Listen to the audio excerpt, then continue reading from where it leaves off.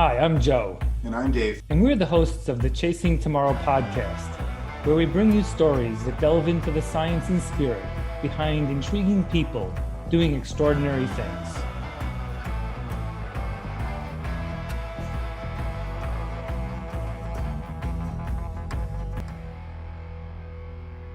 Welcome to the Chasing Tomorrow podcast, episode 22. Today I have two words for you, Courtney Dauwalter. That's enough said, right? My very first time that I ended up running with Courtney Dauwalter, and I think my last time, no, we've run a couple times since, was back in 2014 at Desert Solstice. And Courtney showed up with long, baggy shorts, which everybody was kind of questioning and wondering, what's up with that, and a terrible nosebleed. Courtney ended up running 100 miles in 24 hours that day. But ever since that day, has taken the ultramarathon running world by storm. She's won Western States, UTMB, Javelina 100, Run Rabbit Run, Moab 240. Back in 2018, she was the ultra runner of the year, named by Ultra Running magazine. And just a couple weeks ago, she ended up running 68 hours, 68 yards. That's 283.3 miles at Big's backyard down in Bell Buckle, Tennessee at Laz's race. So I want you all to welcome Courtney Dauwalter. That was far too kind. But I loved the walk down memory lane of that Desert Solstice run in 2014. That was so fun, wasn't it? Yeah, they put on such a great race. But I did have an epic nosebleed, basically that entire race. Yeah, I remember. We thought you had it under control, and then it was like 3 hours later, and it was bleeding more, and it looked like you might have murdered someone. Yeah, right? Well, that's what we were all thinking. We're like, wow, who lost that fight, right? Had a fight at the concession stands. Yeah, right. Yeah, totally. Come a long way. 6 years later, right? Wow, goes by awfully quickly, doesn't it? It sure does. Like yeah. A young kid. So I guess it's fitting then. I know Courtney, you've been interviewed and you talk about this stuff a lot, but I think this is a good question for you, given your sort of very sweet and gentle personality. But so what does it feel like when someone says to you, you're the top ultra runner in the world? I don't know. I feel like, I feel really lucky to be in this sport right now and to be, able to be exploring these really far distances. And I don't need a label with it. I just hope to keep exploring a little bit more of what's possible to help, then maybe accelerate the people behind me's path to it as well. So like the generations coming up, maybe will know a little more and be able to, step into it a little bit easier if I can figure out some of those pieces right now. Well, yeah, and exploring is exactly what you're doing, Courtney. And we've just come off of a presidential election too, where we're seeing, the first female vice president. Which is just absolutely amazing. And I think that a lot of the articles that I've been more intrigued by about you is that there's a lot of younger female runners that are creeping up in the running space, and realization that women are beating men, and not just by a little bit, by a lot. And I think that's kind of circling in the conversations now. How do you feel about being a role model for a lot of younger female runners?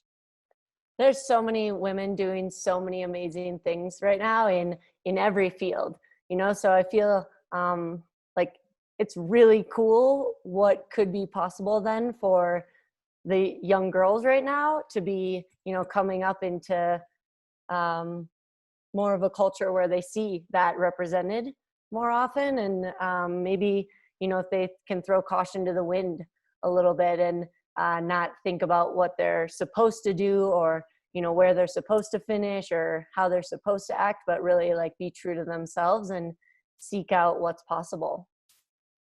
Yeah, no, I think that's, role models are changing. It's actually really fun to see, for so many years, the world we lived in wasn't fair. And I don't know if it'll ever be truly fair, but when we have people like you, it's like this joyful approach that you bring to a sport that most people would consider miserable. There's there's a lot of suffering, Dave, you, we've suffered. And so it's sort of an interesting question to think about, which is, how do you balance your joyful approach with the idea that you're going to go out and suffer? I mean, it hurts, and it's getting through that. What's that juxtaposition like for you? Yeah. I mean, for sure it's suffering. It hurts, no matter what pace you're going, I think, in some of these races. So, for sure it's suffering, but oftentimes I'll remind myself that I chose this suffering and how lucky that is. Like, running is supposed to be fun, and I'm choosing to sign up for these things where I'll suffer for multiple days. That's cool, like, that I get to do that. Oftentimes they're beautiful. Oftentimes, the people you're around are amazing. So it's like this whole experience really, where the suffering is worth it because of all of those other pieces that you get to experience. And then I enjoy the suffering because I'm so curious about these long distances and what we can do with them, that the suffering is a crucial part of that, where if I'm not suffering, then I'm not exploring that, I want to be pushing so hard that it's hurting, because that's how I can see how far we can go or how efficiently I could do it, or all of those pieces. So it's kind of wrapped up into a simple, but also, I guess, a little messy package. Yeah. Well, yeah, and I'm curious, just like you, Courtney, and most others. I think that the vast majority of runners and just anybody, logs into interviews like this because they want to gather a little bit of insight into what makes you tick, what makes the world's best runners, who you think about running 68 laps around Laz's backyard as being impossible, but yet 2 weeks ago you were there doing it, and we're actually probably a lot more comfortable than what maybe even you considered or other people considered. I mean, so do you think that your joyful approach has led to a lot of your success in the sport? I think it's hard to pinpoint, but for sure it's got to factor in somehow. I think there's a ton of factors in it, probably. Mm-hmm. Mm-hmm. Yeah. So, I think just digging just a little bit into this, there's, well, first, one point I wanted to make, which Dave and I talk a lot about, which is that magic happens at the intersection of curiosity and courage. And so, you're very curious, but you have to have the courage to be able to go there. That's cool. Is that a quote from someone? Oh, me? Really? We're like talking it. to a very smart guy, Courtney. Yeah, no, that's cool. I've been studying this stuff for a long time myself. But I think that sometimes we miss one part of the other, right? And if you don't have both, then you don't get that sort of pathway through. I always think it's like that Star Wars, when you zoom to the other side and when you push hard on that, which I think you seem to exemplify. Right? You do actually have a lot of courage. I don't think people talk about it a lot, but you're not afraid, right? And that's different than curiosity. Curiosity is a desire to know, but then you have to have that matched up. So that intersection, I don't know, but what do you think about that? I think that's such a cool, I don't know, that's really cool. Thank you for that. Yeah, absolutely. If you're just curious about it, it doesn't necessarily mean action. So right. The courage piece would put things into motion. And I think in general, people are setting lower expectations for themselves than they should. And maybe it's because of the curiosity or the courage piece, or, whichever might be a little bit less for them, but their bar is lower, and then they can reach it a little bit easier. And then they feel like that was good. That was as far as I could go because that was the bar that I set. But if we all just notch up our bars a few more levels and chase something that's, maybe out of reach, that's the cool part about that backyard format, is there is no finish line.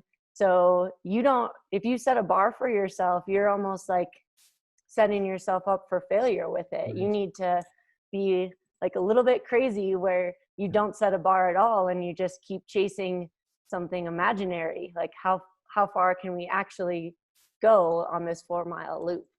And I think that's pretty cool. That's a special thing to be able to do. We had Laz on the podcast, and we called him the diabolical hillbilly from Tennessee because he came up with this concept that it challenges so much of our, like, almost our DNA, right? We're really good at fixed goals. Like, okay, go get that 4-minute mile, go get that promotion, go do anything, and we're good. But then when you make it somewhat indeterminate, then you're like, whoa, now what do I do? Like, I don't know. There's no finish line. Yeah. So like you did 68. I mean, it's hard to impossible to measure, but how much is there 100? Could you do? Like, does it keep going? Yeah. I mean, I think you have to say yes. Yeah. Of course. And let's see, what will it take? What kind of person or what kind of day or days or, strategies can they implement so that they could be finding that out. But I think in general, in a format like that, and really in anything where you're chasing a dream that's a little bit crazy, you just have to think, yes, it's possible. Right. Well, and Courtney, so let's give our listeners a little bit of an insight into where your head goes in between yards at bigs. I mean, I love that, being curious, but also being very courageous. You have to step up to the line. You have to answer the bell, right? But there had to be hours where you were shaking at the knees that you didn't want to get out and do another one. Where do you find that courage to step up to the line every hour? I tried to stay in very factual parts of my brain and not let emotions weigh into it. So there were definitely multiple hours in a row where I was struggling. It was really hot. Between every lap, I was just having people put ice on me anywhere they could because I felt like my skin could like fry an egg. Like, it was just emitting so much heat, but it was also just like, okay, stay in the facts. Here's what you can do with this situation. And then you're getting on the line when that 1 minute whistle blows. It was never letting any emotion or letting it snowball in your brain where you let one bad moment lead to extrapolating out to think, well, it's over. I'm having this one bad moment. There's no way I could make it 4 more hours. Or, like, sometimes we get ahead of ourselves instead of just staying in that moment. And, if you don't have a choice, you go back to the line. There you go. Right. There's only one history and many futures. So you want to write that one the way you want to. Yeah, I think that that is, well, I guess maybe we'll finish it. How did you feel at lap 67/68? How was, like, oh gosh, I wish I was kept going, or happy to be done, or? I was having a really fun night. So it was just Harvey and I. We had switched to the road loop, and I'd hit a really great groove with my whole night routine. Like, I was running the 4 miles very robotically, hitting these marks along the route that were the same every time. And then I was getting back to camp, and I was like a robot still, doing this sleep, eat, drink something, back to the line routine. So it was pretty fun, actually. I remember like thinking out on one of the loops, this is kind of cool. Like, I'm just like in this robot zone right now where I'm just doing this, and it's like enjoyable, but also it's not like I wasn't getting in my head about anything really. Like, I wasn't thinking about morning. I wasn't thinking about going over 300 miles. I was just cranking through these laps and feeling like no worse for wear every single time, which was pretty cool. So I wasn't intending or thinking we would stop anytime soon because I just wasn't like projecting into the future that far. I was really in the moment. And then at the start of lap 68, Harvey looked at me, and we had been like, we're friends, and we had been chatting, throughout and encouraging each other. And definitely we were trying to work as a team. We knew that to do something cool, we needed each other. And so encouraging each other, being each other's cheerleader out there was important for that. And we had talked about that 300-mile mark earlier in the race, and like how cool that would be. And he looked at me at the start of lap 68 and he said, I'm really struggling. I don't know if I can get us to 300.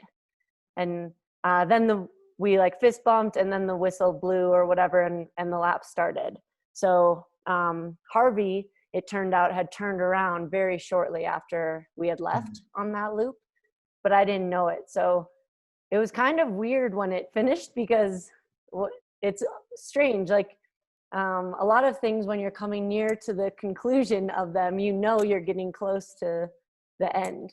And this is a format where you don't have any, like, I didn't have any notion we would be done yet. So it was like, oh, okay. That was it. I'm done. Oh, boy. Yeah. Yeah, we had the privilege, Courtney, of interviewing Torbjorg, who will be at Bigs next year. And he ended up winning. He beat Anna in Sweden. I think it was 55 hours. Is that right, Joe? Yeah. Yeah. And so Toby ended up saying something really interesting. And he said, he said, all throughout the day, I wanted to win. But at the end, I didn't want to win. And he said that was kind of the worst thing that happened, is because everybody else found their limit, but I didn't find mine that day. Does that ring true with you? Does that make sense, or would you oppose that? I don't oppose it. I don't disagree with it. I think for me, all throughout the whole race, every single lap, and throughout all the days, for me it was like a team sport, where I wanted the people around me to stay in as long as possible. And so as a member of the team, I needed to keep showing up to the line to just keep the momentum going, like the group mentality of we all move as this amoeba. If one keeps going, then we all, people just keep trickling in. So the whole thing for me was never necessarily about winning. I wanted to be there in the end, and I knew I didn't want to ruin the game where I stopped early so that someone else couldn't keep running. Right. But yeah, I guess my mindset about it was like, to do something cool on this course right now, we need people. And so it was encouraging each other. It was, swapping gear or stories or, whatever would give the person the boost to keep coming on the next loop. And then when it got down to Harvey and I, it wasn't in my head about winning. It was like keeping myself in it so that Harvey could do his work and keep himself in it, and we could both keep on going.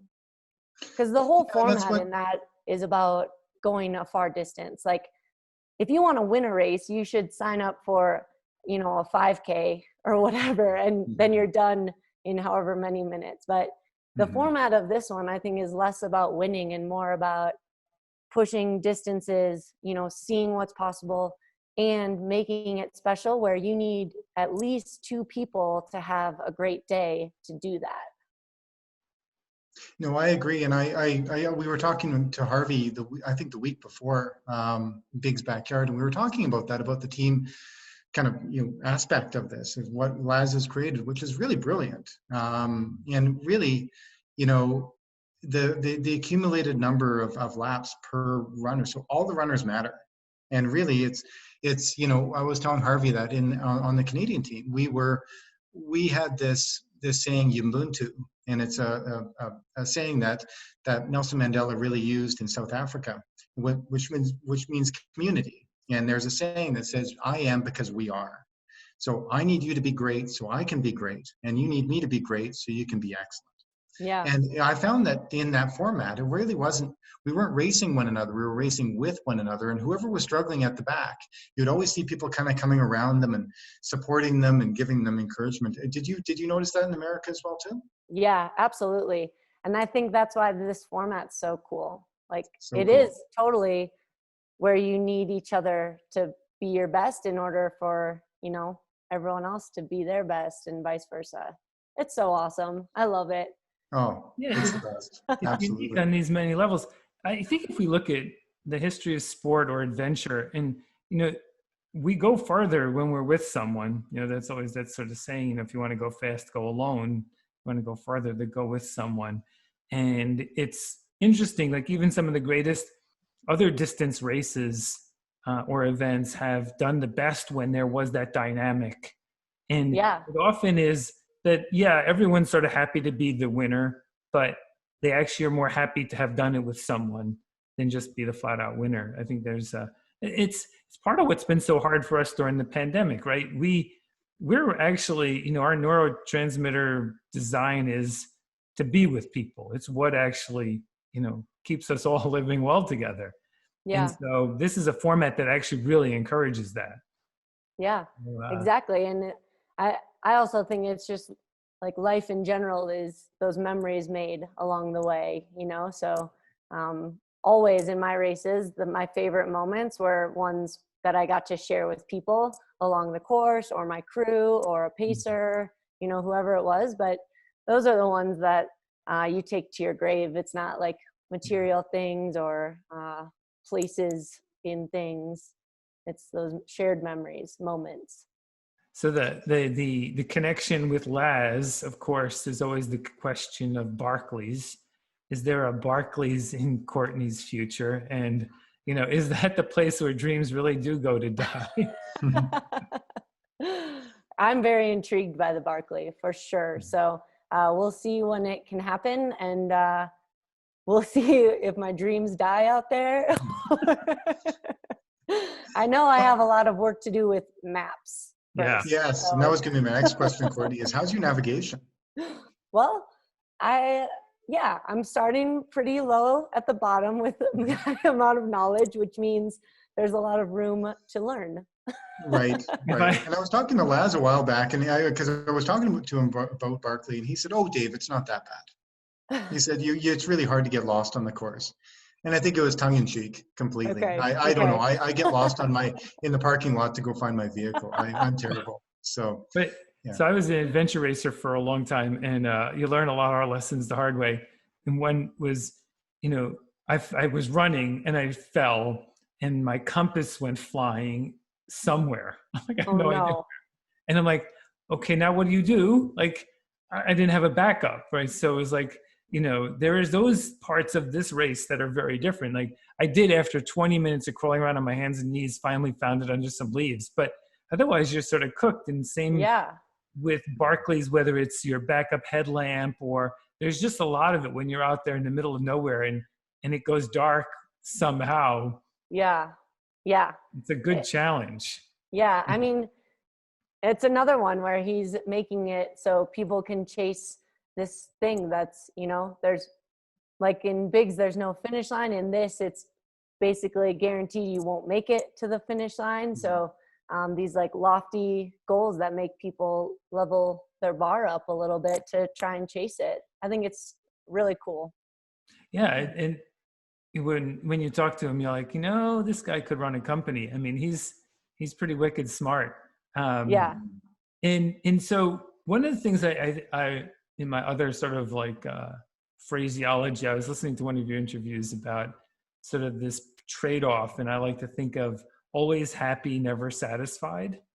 You know, do you feel like that's a bit of your persona in terms of how you go at each of these events and your running? Yeah. I've never heard it described that way, but I would say yes. Well, but happiness is intrinsic, right? That's something we choose, right? Satisfied is about our performance. And so, you know, you can still be happy with yourself, but not with your performance, because some days you're right. Like I might run out of calories, or, you know, I turn my ankle, or whatever it might well be. So I think there's this gamer part of that, and it's better to be happy anyway, right? Yeah, for sure. And I think in a sport like this, there's always something you can tweak and do a little bit better. So to me, there's like no perfect race possible, because always you could have done something a little differently and had it, you know, domino effect throughout the race in a different way. And that's the fun part of it. Like I love the puzzle pieces involved in ultra running, and I love, you know, trying to figure them out myself and failing at it sometimes, and, you know, getting to try again in a different way. That's definitely part of the intrigue of this sport. Yeah, well, so Courtney, let's talk about that. Let's talk about duration events. Because it seems like, yeah, when it comes to speed and when it comes to, and I know when we say speed in 100 kilometers, it sounds ridiculous. And I know that our listeners are going to be shaking their heads, but of course, then you go to 100 miles, and now the 200 miles is a new 100 mile. But it seems like, I just saw TransCanada on the weekend on YouTube. There was Ricky Gates, TransCon running event. But, Pete Kostelnik we had on, it looks like Zach Bitter and Michael Wardian might be making an attempt with the TransCon. Is that something that would intrigue you? Eventually, yeah. I think I'm like building up to it a little bit. The snowball hasn't gotten quite that big yet. Right now, I'm really intrigued by 100-mile plus, but this summer was really grabbed by the 500-mile distance. It's the distance of the Colorado Trail.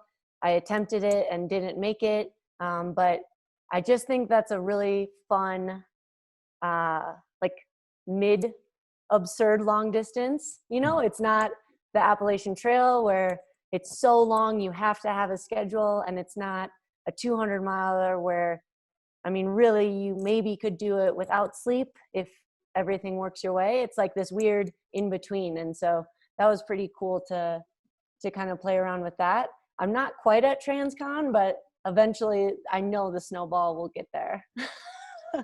It seems to with most. So yeah, no, yeah. I could see you doing it. I don't know. I had to ask. I don't know if it was going to be sooner than later, but it does sound like later. Yeah, nothing's in the works yet, but you never know.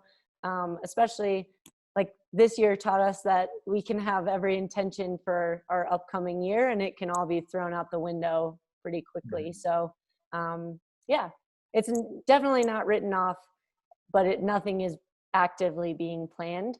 You could really ask me about any race, and if I was interested, and I would say yes. So all right, there we go. We now know, Dave, if we put on a race, we can invite Courtney and she'll come. Right. It might even be like a 3,000 meter steeplechase, because she said yes to everything. Yeah, wearing a snorkel mask and juggling water balloons. Perfect. I have a feeling Courtney's going to show up as long as it brings laughs. As long as she can giggle and laugh, she's in. Yeah, I do like the sort of that can-do creative attitude. I was one year doing a lot of road marathons, and this guy runs by me and he's juggling as he's running, and he ran a 3:10 marathon juggling, like, wow, like up and down hills. Like, how do you? I think a new record was just set for a person juggling. They were running on a track juggling, and they set a new record for the length of time they were able to keep the juggling going. Impressive. And it was like, it was hours. I think it was like 5 hours, 5.5 hours of running and juggling. That's impressive. Are you going to break that record, Courtney? I did have a juggling set when I was a kid, so I just got to get it back out and so again, Courtney, you didn't say no. I didn't say no. No, you didn't. No, I think that, but so this is actually, I like this question for myself.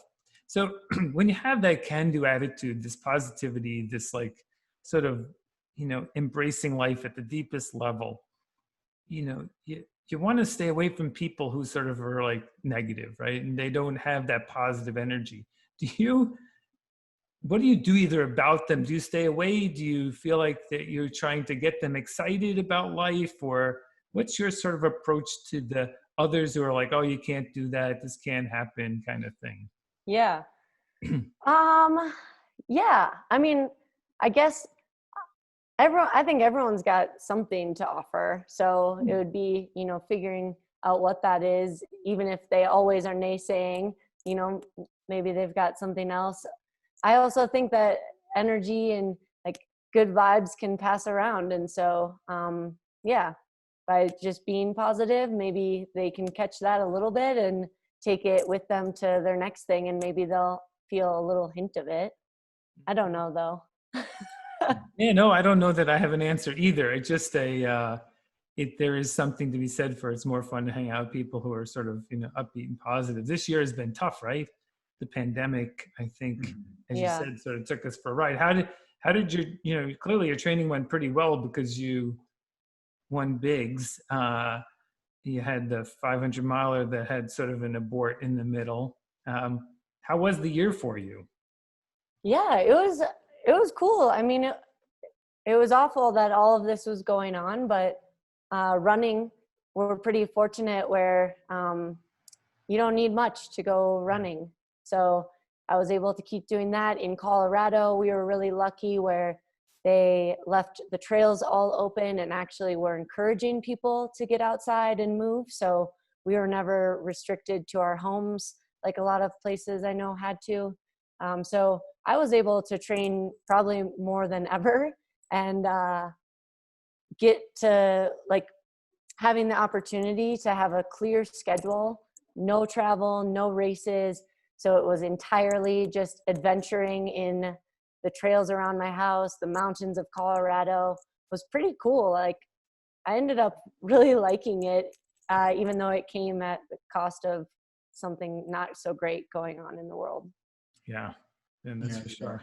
But it was a good reminder to like slow down, and also a reminder of how, great it is where we are. Like, I think a lot of people were able to explore their home trails and their home neighborhoods more than ever, and suddenly realized like what a playground they had there the whole time. And they had been, looking plane flights away always for adventure. And here it was. I also saw a ton of families out on the trails. And so, hopefully that spurs this new next generation of kids from the city who now realize like there's these amazing trails right outside Denver, Colorado that I get to play on. So that could be cool.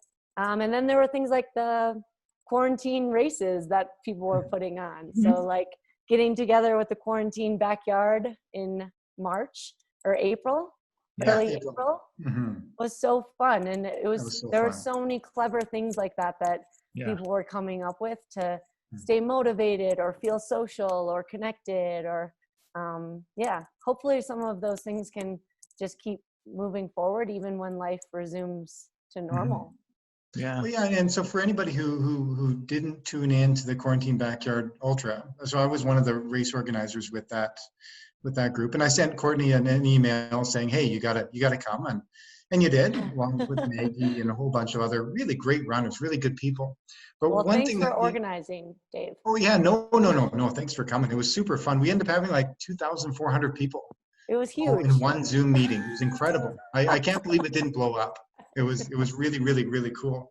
But one thing that was really, really rad was that Courtney would come back after every hour, and you would give the joke of the hour, right? So they were really bad dad jokes. I wouldn't know. They weren't bad. They were great. They were great. The bad ones are the best ones.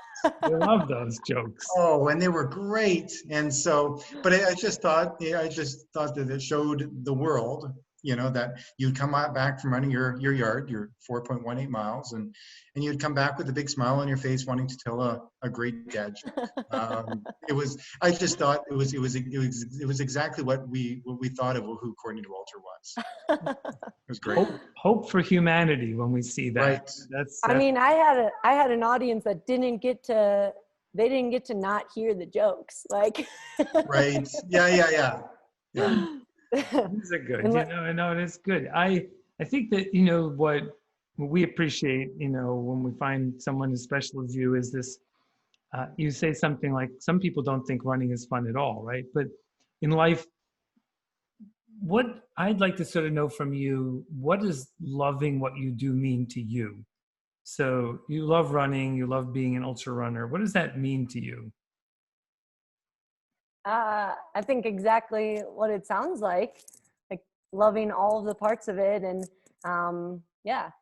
getting a lot of joy out of it. A lot of it's hard, like you have to work for it, so it's not just like falling easily into your lap. And there's a great community with it, so loving it is like all of the pieces of it, I think. The journey, the effort, the infrequent rewards that we get, but it's the whole journey, right? I think even if imagine if you were an artist or a sculptor, I mean, how much time it might take to get to an outcome, right? And Yeah. probably not always easy. Many of what we do, I think, is trying to find sort of an understanding that how we feel along the journey is actually better than the outcomes, right? That's what's sort of Yeah. fun about ultra running. Yeah, exactly. And it doesn't have to be fast. That's the great part about the sport, right? Which is you can go at any pace you like. Just got to get out there and do that. And I like to tell people that you don't need permission to live the life you want to live, right? You can just choose that. So you ended up, I don't think you planned on being an ultra runner, right? When you started off? No, I didn't know that would be possible. It wasn't even really a thing, was it? Like, No. who knew? Yeah. Yeah, no, for me, it was just a cool challenge to just keep trying these different distances and, trying to level up to the next distance and see if I could survive that one. It was like a game of survival. Which is that's like a game of life. Yeah. Yeah. So one thing that I see, Courtney, is that the world's best runners are also what I've noticed is the world's best people. They're really incredible people in the ultra running community. And, there's giants amongst the giants. And I think that you're the giant amongst the giants. You're incredible at what you do. You really, really, really are. But you're also probably one of the most humble, kind, giving, generous people that are out there. And so I think that, in life, we learn a lot and we take that into our running. But I think at a time in 2020, when we have a global pandemic, when we have, COVID, we're learning to live life in this COVID type world. I think the rest of the world is looking upon ultra runners and trying to ask how do they adapt, hour by hour, day after day of running, Big's Backyard and the Moab 240 and all your other races that you've become successful at. And you've become incredible at coping and taking what you've learned from life and putting that into racing. What are you now taking into life that you've learned from racing back into life at a time of COVID-19? How are you adapting day to day with our new worldly realities?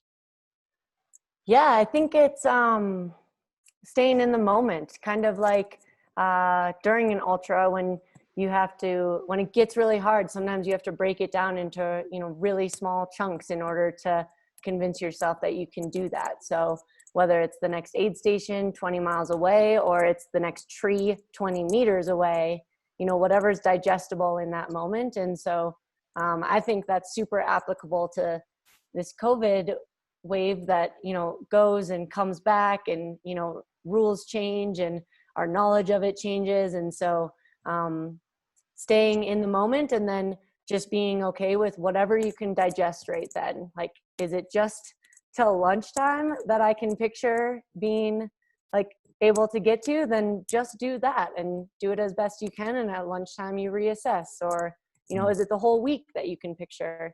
I don't have kids. It's just been my husband and I during this pandemic. So I can't imagine, all the layers added in with kids doing school from home and, people still working from home and all of the layers that is. But I think in general, just breaking it down into that digestible piece can work no matter who you are.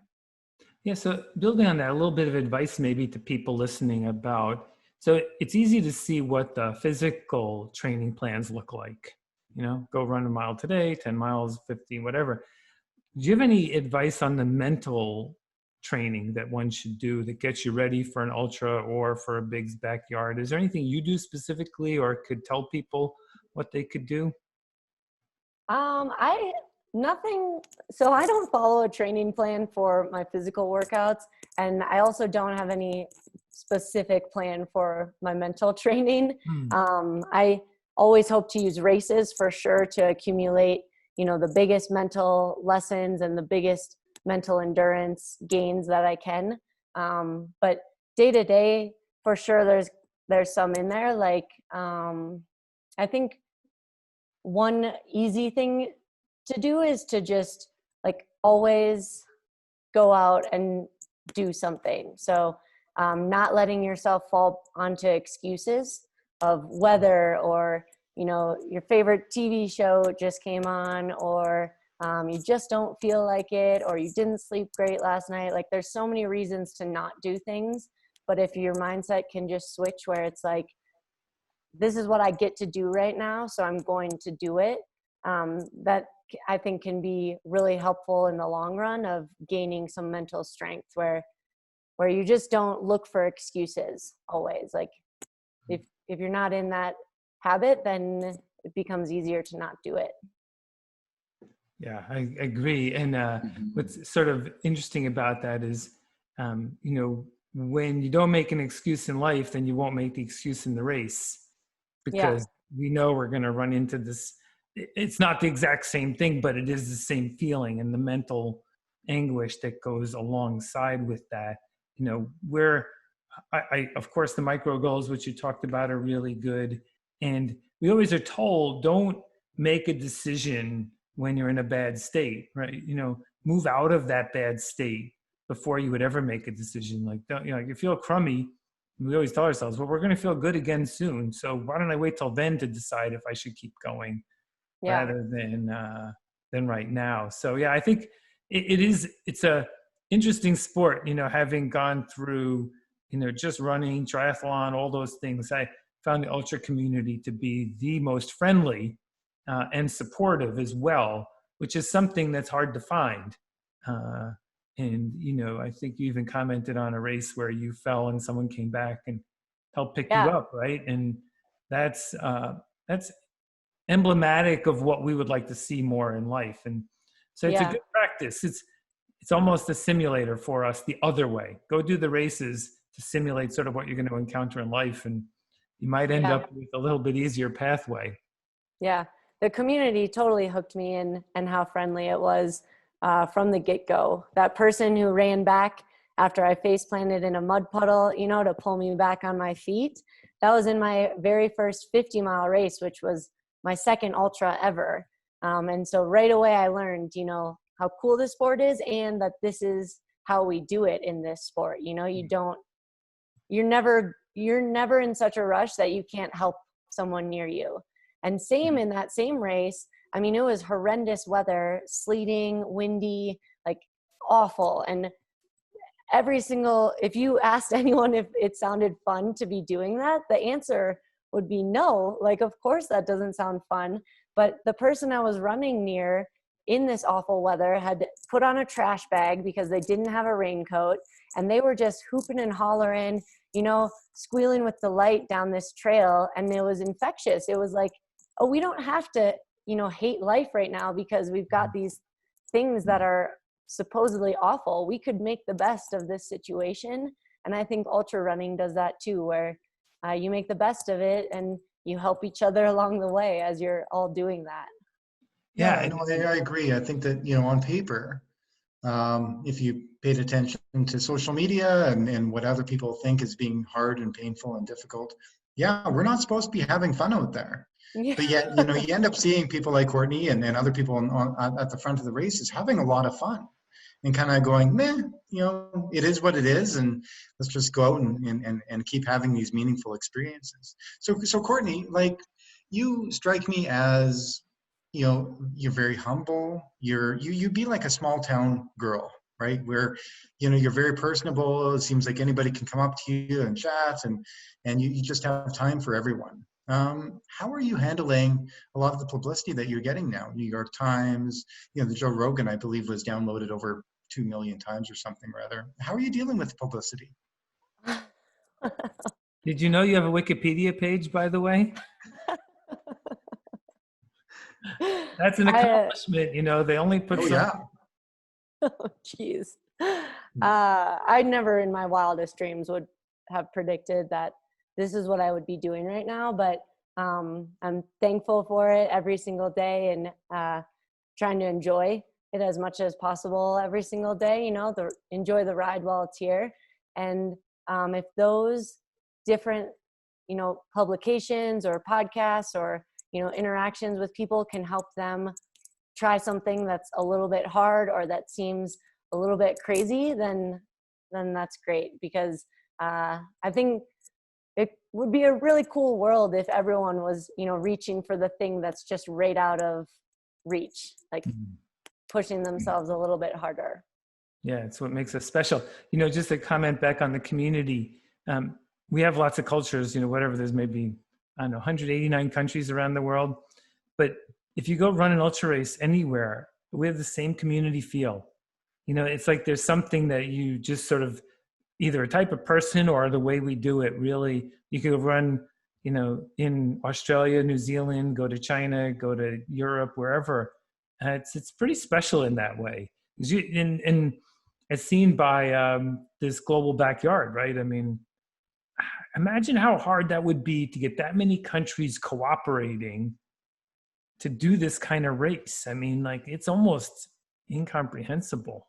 It's amazing. Yeah, I agree. It is this same feeling no matter where you are. You show up to a trail running group in a different country where you've never been, and it feels like a group of friends that you just haven't seen in a while, or, a family reunion of sorts. It's pretty wild how welcoming it feels always in my experiences.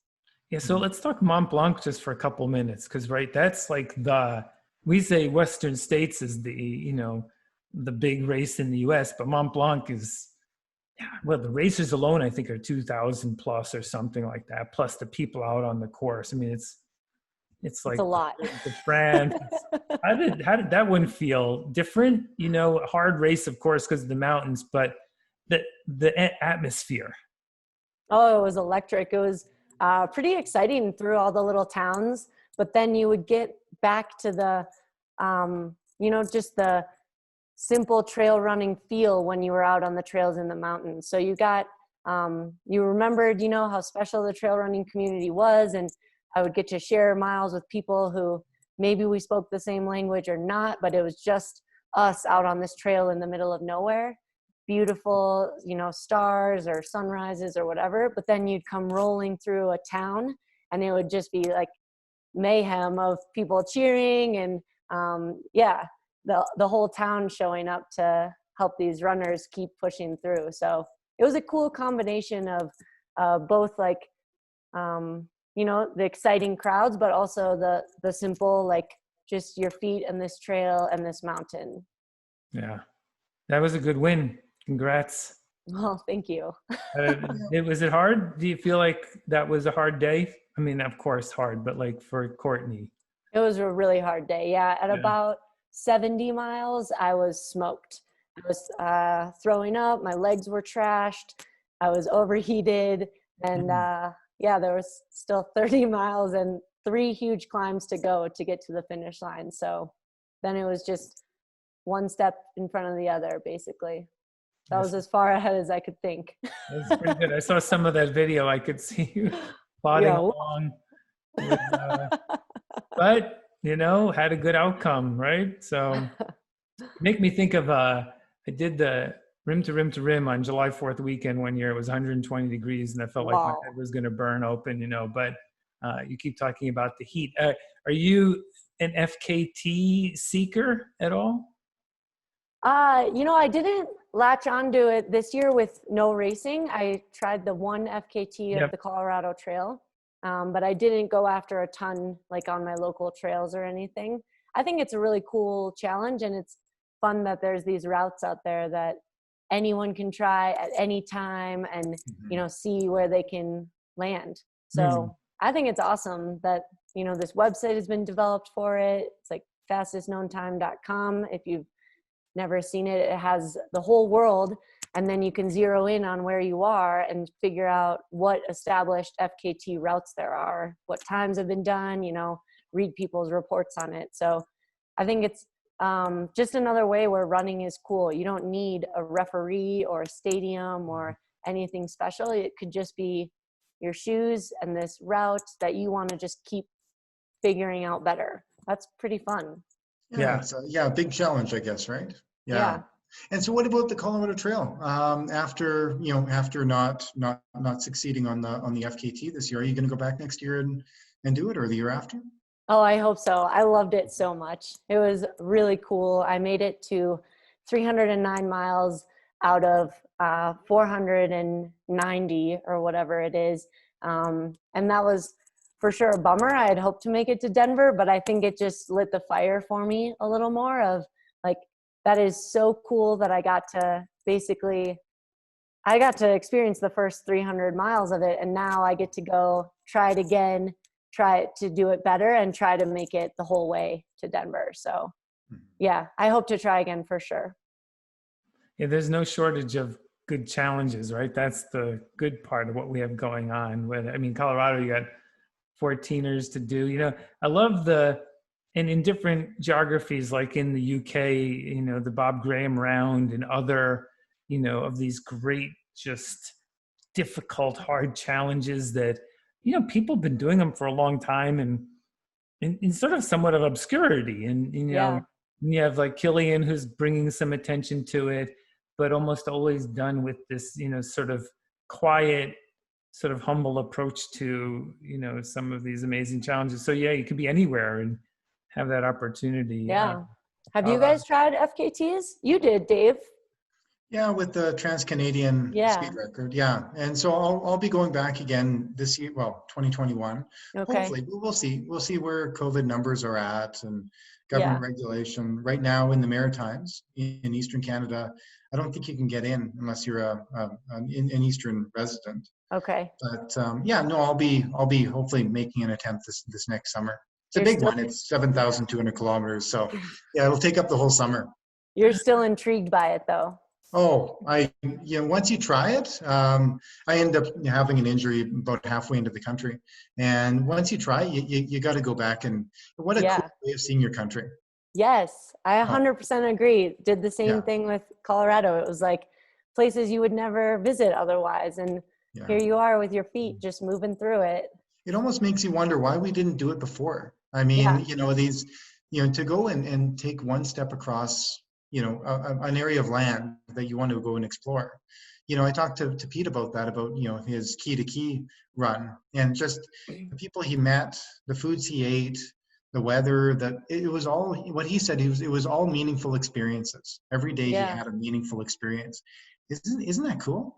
That's so cool. It's the same as Ricky Gates' Every Single Street challenge that he started with San Francisco, where he ran every single street in the city.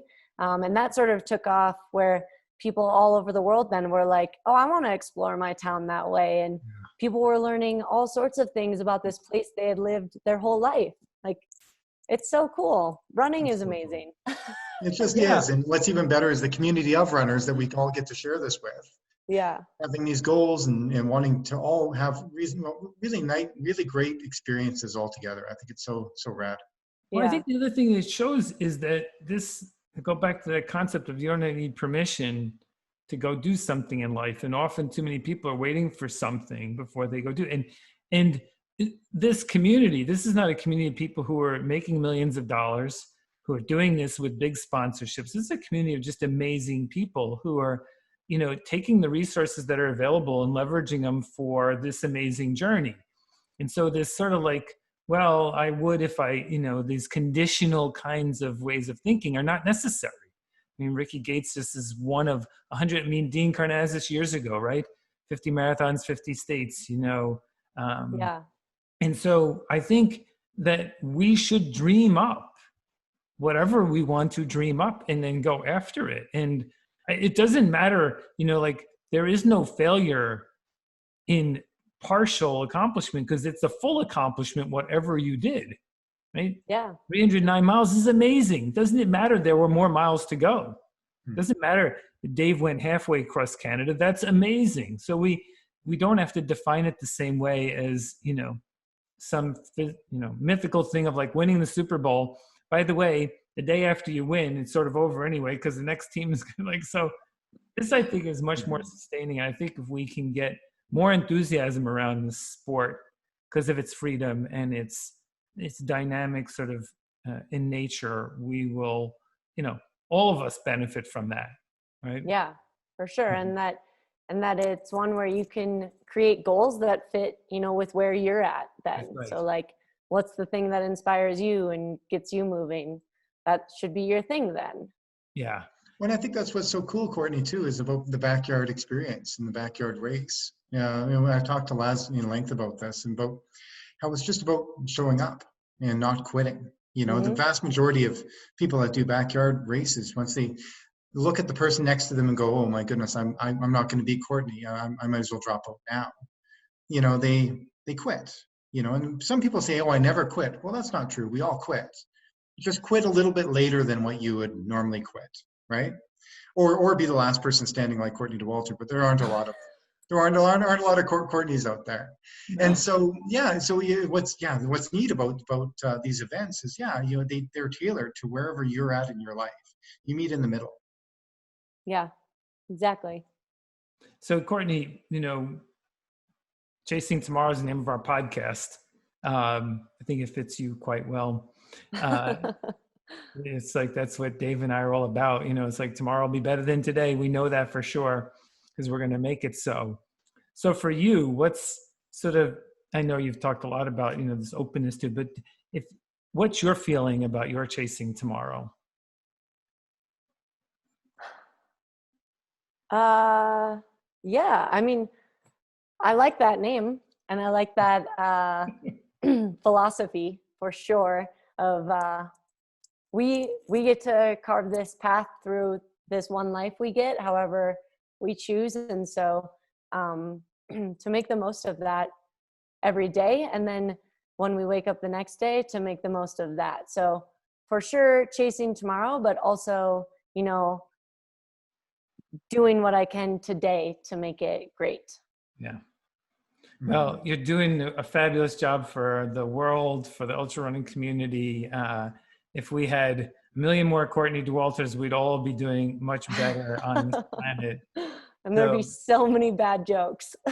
So many bad jokes. All right, so you have to end with at least a joke for us then, Courtney. Can you give us Putting her on the spot, I like it. No, right on the spot.